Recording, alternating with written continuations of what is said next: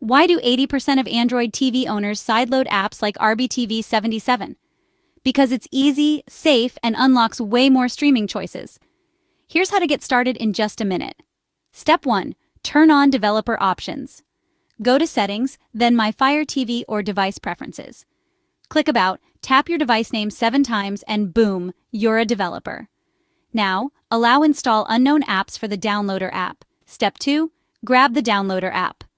On your home screen, hit Search, type Downloader, and install that orange icon. Step 3. Download RBTV77 APK. Open Downloader, type in the direct URL or try code 682181. Hit Go, then install. When it's done, click Done, not Open, and delete the APK file to free up space. Step 4. Open and enjoy. Find RBTV77 in your apps. Can't see it? Use the Sideload Launcher from the Play Store. Troubleshooting? Got a parse error? Download the APK again from a trusted site. Streaming issues? Check your VPN and internet, or clear the app cache. Congrats, stream safely and enjoy.